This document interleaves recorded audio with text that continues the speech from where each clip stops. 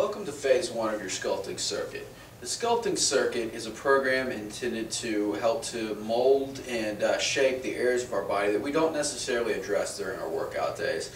Performing these exercises in conjunction with stretching is a great way to help to improve posture, to tone hard to hit areas of the body, and really to move everything along in your training program. Alright, so I'm just going to take you through the circuit here. We want to perform 3 sets of anywhere from 15 to 20 reps, or as many reps as possible with good form. If you find that you can get more than that, that's great, that's what we want. So our first exercise is what is called a YTW. Okay, and a YTW is an interesting exercise because this is for the backs of the arms, sort of the shoulders, and if you sit at a desk or you have kind of a hunchback or anything like that, these exercises will really target those muscles and help to improve posture, keep you upright when you're walking, really good to do.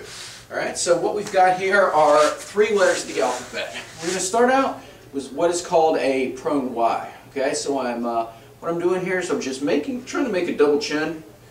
I'm just forming a Y with my arms. I'm just holding in this position from anywhere from 20 to 30 seconds. Once I get it done here, I'm going to rest, relax for a second, move into what is called a T.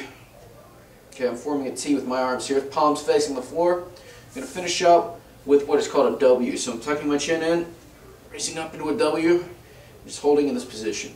Main thing with these exercises is keep the shoulder blades down and back. Try not to shrug the shoulders. You know, a lot of us have tight upper traps here, so we want to really help to think about retracting the shoulder blades and keeping them down, depressing the shoulder blades. All right. Once we get done here, we're going to move into what's called a glute bridge. So I'm coming here against the wall, or closer to the wall. You're going to come on your back, toes are up in the air. I just want you to think about pushing your butt up into the air, holding for 1 or 2 seconds, really squeezing the butt cheeks in here and coming back down. It's very important that you'll notice as well actually that my toes are off the ground. I'm really pressing through my heels and my midfoot, and I'm just really trying to squeeze my butt cheeks together here. That's going to help to engage those areas. You want to hold up here as long with each rep as necessary to really feel that contraction in your butt. Alright, once you get done there, we're going to move into what is called a wall leg lift. So with this, I'm setting up against the wall. I want to think about getting my back against the wall, tightening my abs, and moving only from the leg. What being against the wall helps to do is keep everything straight, so we're targeting this area. Okay, and what I'm doing, I'm just sliding my leg up the wall, coming back down slowly. Pausing at the top for 1 or 2 seconds, coming back down. I want you to think about tracing the wall, keeping the back and everything against the wall, and keeping your abs tight. Okay, you would do both sides. Then we're going to move into our ab exercise, which is called a alternating leg blower here.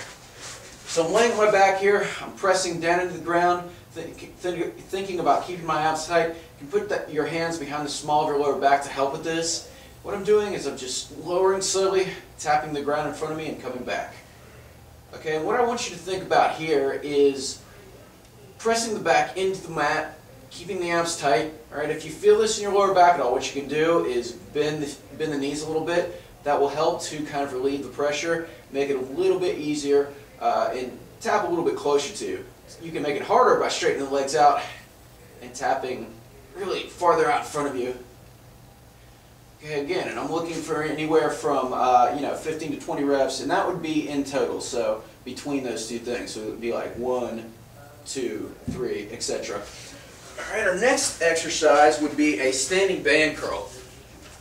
With a standing band curl, so I'm going to stand on a band here, chest is out, curling and lowering slowly. With these exercises, I want to think about keeping my elbows to the side here, pinned to my to my torso, and lowering slowly. The lowering part really is the most important part. I'm trying to contract my biceps the whole time. We're going to finish up with what are called tricep pushback. So I'm leaning forward slightly, pushing back, getting shoulder blades down and back, contracting. If you find this is getting at your shoulders at all, you can do this one at a time. And the same thing with the bicep curl. You can feel free to go one at a time, if you're having a hard time with your band.